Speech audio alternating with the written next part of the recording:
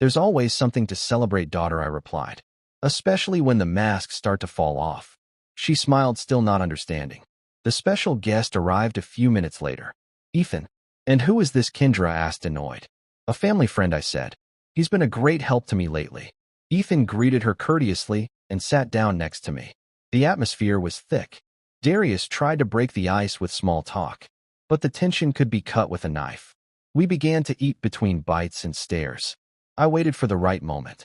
When Kendra poured the wine, I saw her hands barely tremble. It was a minimal sign, but for me it was enough. I knew something was bothering her. Maybe she sensed that she no longer controlled the chessboard. Darius, I said aloud, finding a smile. Do you remember the man in the elevator? He nodded uncomfortably. Why do you bring him up? Because I've learned something interesting. I took the black folder from the drawer and placed it on the table. Kendra went pale. What is that? She asked. The truth, I replied. Ethan turned on his laptop and projected an image onto the wall. One of the recovered recordings. It clearly showed Kendra entering the maintenance room, replacing a USB drive. Darius jumped up. What does this mean? It means, I replied, that someone erased the recordings that could prove who killed Lionel Evans. Kendra tried to stay calm. I don't know what you're talking about. Of course you do, I said firmly. Lionel worked with Marcus. And when your father-in-law discovered your fraud, you silenced him. Silence fell like a hammer blow. Darius put his hands to his head. Kendra, tell me it's not true. Of course not, she screamed. That recording is fake.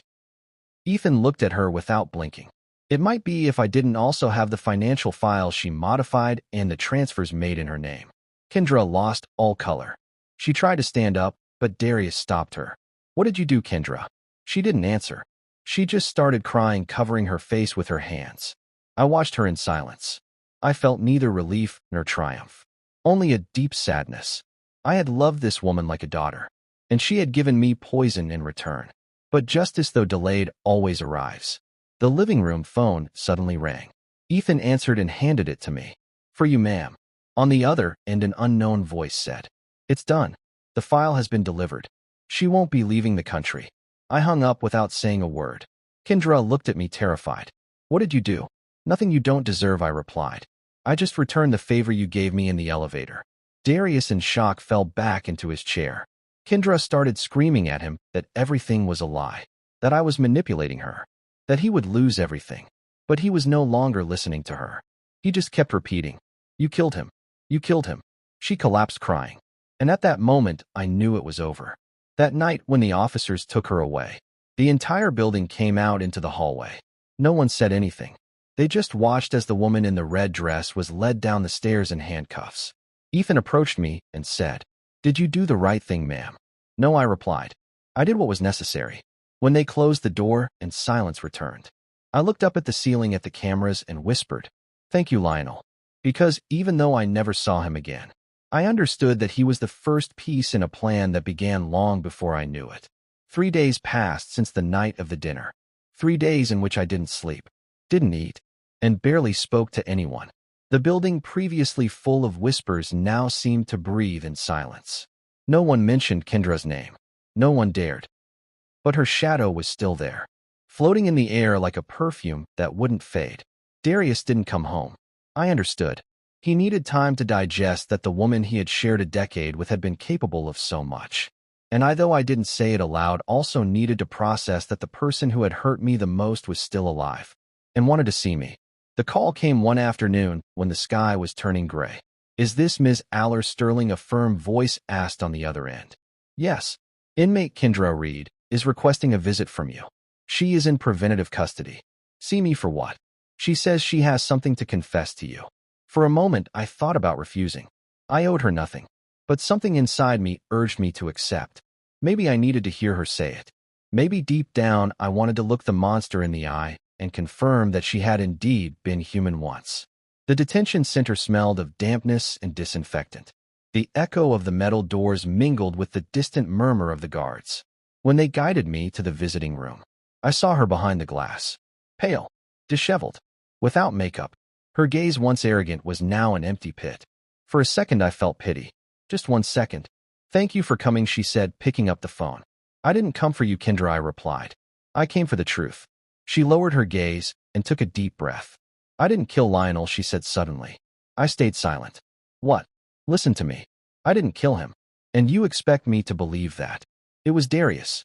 The world seemed to stop. What are you saying? I whispered. Lionel knew things about me, yes. But he also knew things about your son. No, I cried. That's a lie.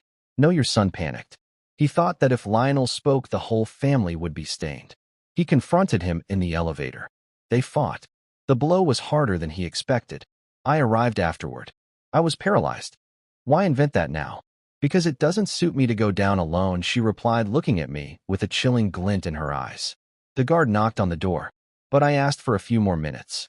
I needed to understand if what I had just heard was one more lie, or the missing piece of the puzzle. Kendra continued, her voice almost trembling. I tried to cover it up. I deleted the recordings, manipulated the files. But it was all for him, Era, not for me. And why confess now? Because he won't hesitate to sink you too. I know him. He's weak. He won't bear the guilt. I stared at her face. There were no tears or remorse. Only an unsettling calm. That of someone who knows that their last card can still wreak havoc. I walked out of that prison with the echo of Kendra's voice still crawling through my mind. The wind outside felt heavier than before, as if the air itself carried her words. If you think you won, you're wrong. Your family is still stained. Lionel only uncovered half of it. I wanted to believe she was lying, but her eyes told a different story. Something inside me twisted, a quiet terror that refused to let me breathe. When I reached home, the walls seemed closer, the silence louder. I opened the drawer where I kept the folder, the one that had saved my life. The photographs, the notes, the recordings. I spread them across the table and searched for something I didn't want to find. In one of the still frames, the reflection on the elevator's steel wall caught my eye. Behind Lionel's shadow, there was another, tall, broad-shouldered, familiar. It wasn't Lionel, and it wasn't me. My heart began to race as if it already knew the truth before my mind did. I zoomed in closer until there was no doubt left. It was Darius. The air left my lungs. I felt my knees weaken. The world folded in on itself. Kendra hadn't lied, not this time. The monster I had been chasing was my own blood. I sat there for hours watching the frozen image on the screen. The outline of my son in that place of death. The reflection of guilt in my eyes. Tears came slowly without sound. And for the first time, I didn't know who I was fighting anymore. Her or him or myself. When he finally came to see me, his face was pale, his eyes hollow. He didn't need to say it. I already knew. I just wanted to hear him say it anyway. Mom, he whispered, I didn't mean to. It was an accident. Lionel was shouting. He threatened to expose everything. I just wanted to stop him, and he fell. I tried to help, but it was too late. He started shaking, and I reached for his hand. He looked like a boy again, small and terrified. I told him mistakes aren't hidden, they are faced. Not like this, he said. There's no other way. His eyes were full of tears, but behind them I saw something I hadn't seen in years. Peace. And I knew I could no longer stop him. That night after he left, the house fell silent again. A new kind of silence. Not the silence of guilt or grief, but the silence before the final judgment. I sat before Marcus's portrait, the man who had started it all. The man who had tried to warn us and paid the price. I spoke to him softly as if he were still there beside me. Honey, he's going to turn himself in. He says he wants to do it for dignity. The candle flickered, and in that trembling light, I saw Marcus's face as if it had softened. I closed my eyes and I swear I felt his voice. Don't destroy your son, Era. Let him save himself through his own guilt. And in that moment I realized that the truth had taken everything. But it had also given me something back. The end of fear. The beginning of silence. They said the woman on the 7th floor, me, was a vengeful witch. I learned not to listen. People always look for entertainment in someone else's pain. But one morning, when I went down to the mailbox, there was an envelope. No sender. No return address. Inside, a single note. Thank you for believing in me until the end. I couldn't help but smile. The handwriting was his. Trembling. Hurried. But his. I didn't know if he'd written it before he died, or if someone left it for him. But it didn't matter. It was the closure I needed. In time, Darius was sentenced. A reduced term. The judge said there was no intent to kill. I went to every hearing. Every day, sat in the last row. Not to judge him, but to remind him he wasn't alone. During his final statement, he said the words that broke and healed me at once. I don't ask for clemency. I only want my mother to know that everything I am, the good and the bad, I learned from her. And for the first time in months, I smiled. Because in the middle of all that pain, those words were my redemption. When he was released, 2 years later, he came home.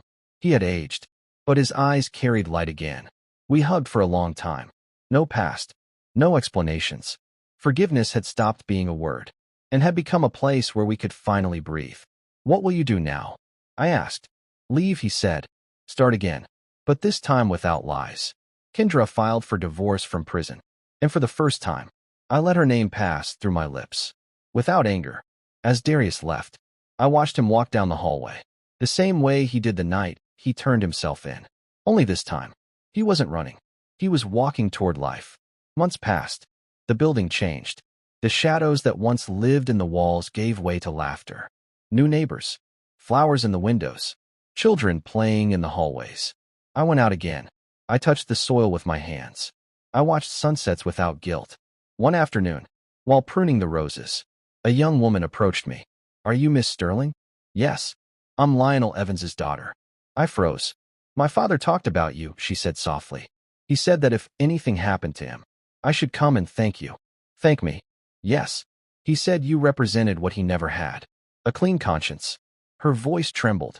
I reached out, touched her cheek. No, darling. It was the other way around. He taught me not to give up. She smiled and handed me a small box. This was his. He kept it with your name on it. Inside, a silver pendant, engraved with the words, 10 minutes can change a life. And suddenly, I understood everything. Lionel had known. He had known those 10 minutes between the note and his death would be the point where my story broke and began again. 10 minutes. To get out of the elevator. To live. To uncover everything. That night, I lit candles for him. For Marcus. For every silence that had turned into a scream. I sat by the window, watching the city lights shimmer, thinking about everything that had been lost, and everything that had been found again. People ask me if I regret it, if uncovering the truth was worth it. I tell them no. The truth hurts. But lies, they rot you slowly from the inside. I prefer a wound that bleeds clean to a soul that dies poisoned. My son lives far away now. He calls every week. His voice calm, at peace. Sometimes he sends letters. Always signed, your son who learned to tell the truth. Every time I read them, I feel Lionel and Marcus resting quietly beside me. This morning the sun entered through the window. The elevator hums again. Children play near it, laughing, unaware of the ghosts that once haunted its walls.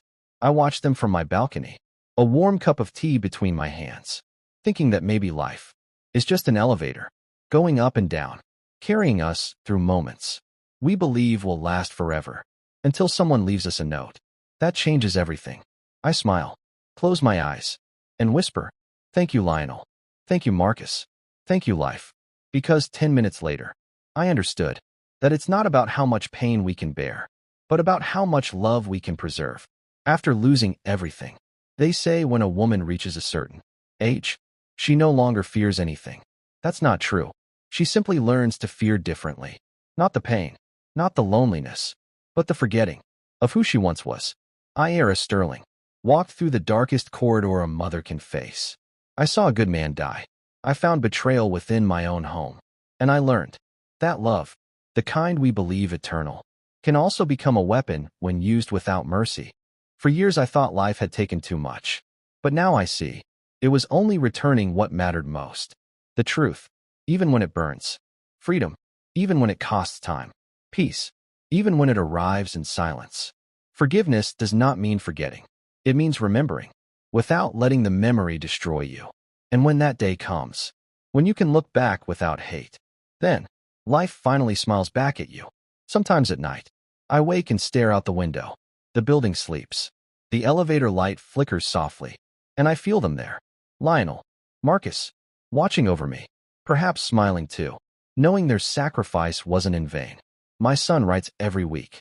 Our words are simple, human, true, because we learned that truth, no matter how cruel, binds stronger than any perfect lie. And if you are hearing my story now, take this with you. Do not let fear silence you. Do not let guilt steal your voice. And above all, never confuse love with obedience. Because true love never asks you to forget who you are. Sometimes all it takes is a note, a whisper, or a single act of courage. to change the course of an entire life. And though the past cannot be rewritten, you can learn to tell it without tears. And now, before I say goodbye, I want to make a special invitation. Subscribe to the channel if you haven't already, and leave a like if this story touched your heart. This helps me see that you are keeping me company, that you are listening to me, and that I am not walking alone on this journey of memories and scars. And please comment below telling me what city you are watching from. I'd love to read it to know where your voice is coming from, because every story, every comment is proof that there are still people who feel, who cry, and who believe in the power of the truth. I'm Alara Sterling, and this was my story. A story of pain, redemption, and true love. Thank you for listening. Thank you for staying until the end. And remember, the truth may be late, but it always arrives.